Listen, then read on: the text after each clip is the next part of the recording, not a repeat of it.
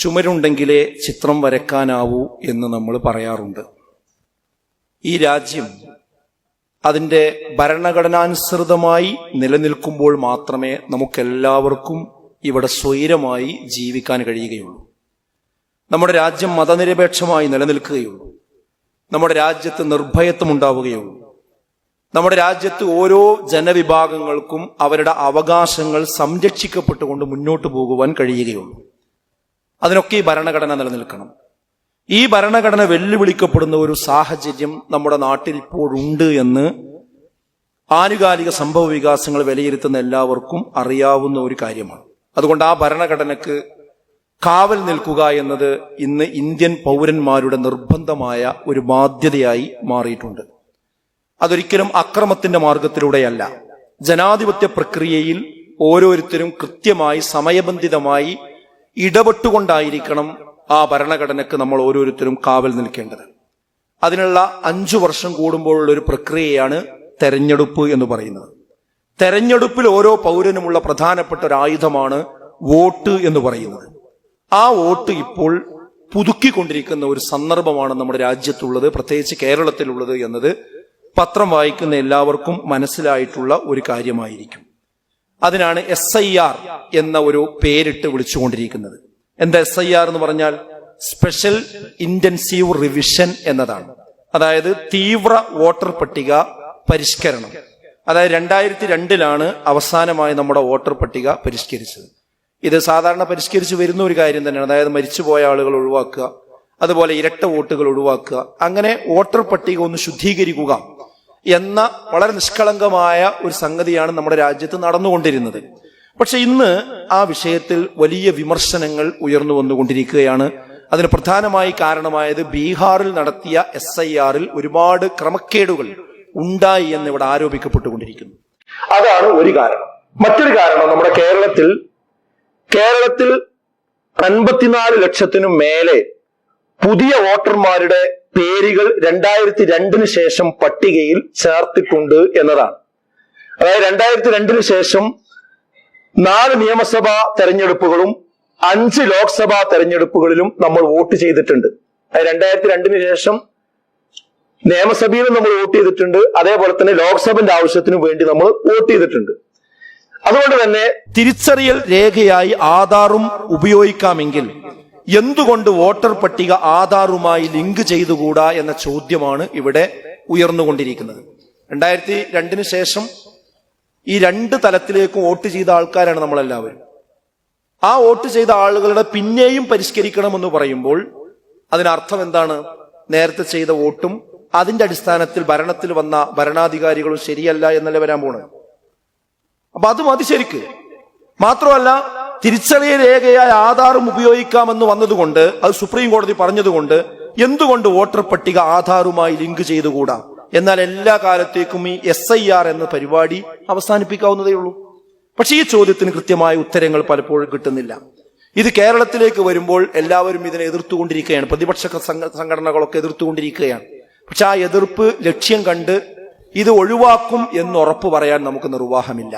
അങ്ങനെ അത് ഒഴിവാക്കും എന്നും വിചാരിച്ച് ദിവസങ്ങൾ അങ്ങനെ ആഴ്ചകൾ അങ്ങനെ പോയി അവസാനം ഇതിലൊന്നും നമ്മൾ ചെയ്യാതെ പോയി കഴിഞ്ഞാൽ പല ആളുകൾക്കും വോട്ടില്ലാത്തൊരവസ്ഥയാണ് എന്ത് ചെയ്യുക വരാൻ പോകുന്നത് എന്നുകൂടി നമ്മൾ തിരിച്ചറിയേണ്ടതുണ്ട്.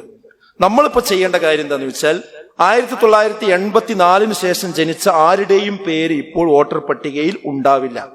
അവർ പുതുതായി വോട്ട് ചേർക്കുന്ന നടപടിക്രമങ്ങൾ പാലിച്ചുകൊണ്ട് ആ വോട്ടർ പട്ടികയിൽ പേരുകൾ പുതുക്കേണ്ടതുണ്ട്. ഇത് കാര്യമായി ബാധിക്കാൻ പോകുന്നത് പ്രവാസികളെ ആയിരിക്കും. കാരണം 3 പ്രാവശ്യം നമ്മുടെ നാട്ടിലെ BLO നമ്മുടെ വീട്ടിൽ വരും, എന്നിട്ട് അവിടെ ആളുണ്ടോ എന്ന് നോക്കും എന്നാണ് അറിയാൻ കഴിയുന്നത്. പക്ഷെ അങ്ങനെ വന്ന് നോക്കുമ്പോൾ പല വീടുകളും അടഞ്ഞു കിടക്കുകയായിരിക്കും, കുടുംബസമേതം വിദേശത്തായിരിക്കും. അപ്പൊ അവിടെ ആളില്ല എന്നുള്ള റിപ്പോർട്ടായിരിക്കും എന്ത് ചെയ്യുക കൊടുക്കുക. സ്വാഭാവികമായിട്ട് അവർ വോട്ടർ പട്ടികയിൽ നിന്ന് തള്ളപ്പെട്ടു പോകുന്ന ഒരു അവസ്ഥയുണ്ടാകും. ഒന്ന് ആ രീതിയാണ്. മറ്റൊന്ന്, താമസം മാറിപ്പോയ ആളുകളെയും ഇത് ബാധിക്കും. ഈ നാട്ടിൽ നിന്ന് വേറൊരു നാട്ടിലേക്ക് താമസം മാറിപ്പോയിട്ടുണ്ടെങ്കിൽ ഈ വീട്ടിൽ ചെല്ലുമ്പോൾ അവർ ഇവിടുന്ന് പോയി എന്ന് പറയും, അപ്പൊ അവിടെ ഇല്ല എന്ന് പറയും. അവരവിടെ വിചാരിക്കും എന്ത്, എന്റെ വോട്ടർ പട്ടികയിൽ ഉണ്ടാകുമെന്ന് കരുതുകയും ചെയ്യും, പക്ഷെ അവിടെ ഉണ്ടാവില്ല. അങ്ങനെയൊക്കെ ഈ വീട് മാറിപ്പോയവരും അതുപോലെ തന്നെ വിദേശത്തുള്ളവരും ഇന്ത്യയുടെ മറ്റു ഭാഗങ്ങളിൽ താമസിക്കുന്നവരും അതുപോലെ മറ്റു സ്റ്റേറ്റുകളിൽ നിന്ന് കേരളത്തിൽ വന്ന് താമസിക്കുന്നവർക്കൊക്കെയാണ് ഇത് ഏറ്റവും കൂടുതൽ പ്രയാസങ്ങൾ ഉണ്ടാക്കുക എന്നതുകൂടി നമ്മൾ മനസ്സിലാക്കേണ്ടതുണ്ട്. ഇത് ശ്രദ്ധിച്ചിട്ടില്ലെങ്കിൽ ഉണ്ടാകുന്ന അപകടം എന്താണെന്ന് ചോദിച്ചാൽ, ഇങ്ങനെ വോട്ടർ പട്ടികയിൽ നിന്ന് നമ്മൾ മാറ്റപ്പെടുമ്പോൾ സ്വാഭാവികമായിട്ടും നമ്മളൊരു സംശയത്തിന്റെ പട്ടികയിലേക്ക് നമ്മുടെ പേരുകൾ മാറ്റപ്പെടും. അത് സംശയത്തിന്റെ പട്ടികയിലേക്ക് പേരുകൾ മാറ്റപ്പെട്ട് കഴിഞ്ഞാൽ പിന്നീട് അവരുടെ പൗരത്വം തെളിയിക്കുന്ന രേഖകളിലേക്ക് കടക്കേണ്ടി വരും. ആ രേഖകളിലേക്ക് കടക്കുമ്പോൾ സ്വാഭാവികമായിട്ടും അവരുടെ പിതാക്കന്മാരുടെ ജനന സർട്ടിഫിക്കറ്റ് വരെ ഹാജരാക്കുന്ന സാഹചര്യം ചോദിക്കുന്നുണ്ട്. അത് എല്ലാവർക്കും ലഭ്യമായി കൊള്ളണമെന്നില്ല. നിങ്ങൾക്ക് തന്നെ നിങ്ങളുടെ ഉപ്പമാരുടെ ജനന സർട്ടിഫിക്കറ്റ് എത്ര ആളുടെ കയ്യിലുണ്ട്? ഓരോരുത്തരും ചിന്തിക്കേണ്ട കാര്യം. അപ്പൊ അത് പ്രതിസന്ധിയിലേക്ക് പോകും. അപ്പോൾ അവിടെ തെളിയിക്കാൻ, പൗരത്വം തെളിയിക്കാൻ കഴിയാതെ വരും. അവിടെ മുസ്ലിങ്ങളല്ലാത്ത ജനവിഭാഗങ്ങൾക്കെല്ലാം CAA സഹായത്തിന് വരും. നേരത്തെ പാസാക്കി വെച്ച പൗരത്വ ഭേദഗതി നിയമം മുസ്ലിം ജനവിഭാഗമല്ലാത്ത മറ്റെല്ലാ മതവിഭാഗങ്ങൾക്കും അത് അവരെ സഹായത്തിനെത്തും.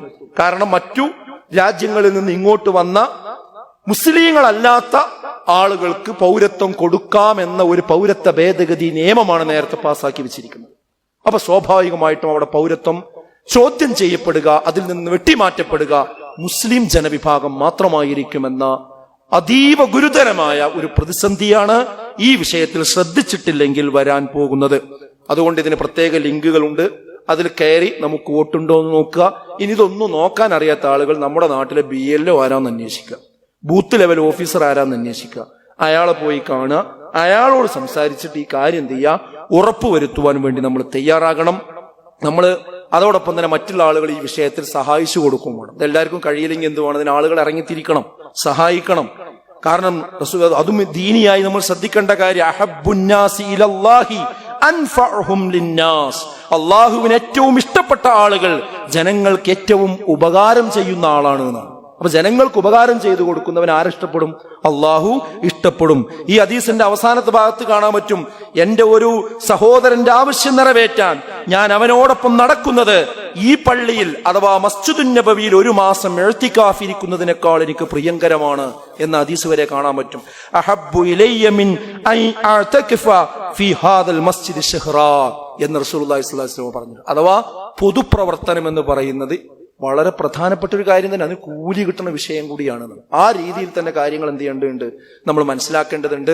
ഇത് നമ്മൾ നമ്മുടെ രാജ്യം ശരിയായ നിലയ്ക്ക് നിലനിൽക്കാനും ഇവിടെയുള്ള സൗഹാർദ്ദം നിലനിൽക്കാനും എല്ലാവർക്കും ഒരുപോലെ വോട്ടവകാശം ഉണ്ടാകുവാനും എല്ലാവർക്കും ഇവിടെ സമാധാനത്തോടും നിർഭയത്വത്തോടും കൂടി ജീവിക്കുവാനുമുള്ള അന്തരീക്ഷം നിലനിൽക്കണമെങ്കിൽ ഭരണഘടന നിലനിൽക്കണം. ഭരണഘടന നിലനിൽക്കണമെങ്കിൽ അതിന് വരുന്ന പോറലുകളെ നമ്മൾ കണ്ടറിഞ്ഞ് തിരുത്താൻ നമ്മൾ തയ്യാറാകണം. ജനാധിപത്യ പ്രക്രിയയിൽ നിന്നൊരു കാരണവശാലും നമ്മുടെ രാജ്യത്ത് ഒരാൾ മാറി നിൽക്കാൻ പാടില്ല. അതിനുള്ള എൻട്രിയാണ് നമ്മുടെ വോട്ടവകാശം എന്ന് പറയുന്നത്. ആ വോട്ടവകാശം ഇല്ലാതെയാകുന്നുവെന്നത് നമ്മൾ പൗരന്മാരല്ലാതായി മാറുന്നു എന്ന ഗൗരവം കൂടി ഇതിന്റെ പിന്നിലുണ്ട് എന്ന് മനസ്സിലാക്കി വളരെ ഉത്തരവാദിത്വത്തോടു കൂടി രംഗത്ത് മുന്നോട്ട് പോവുക.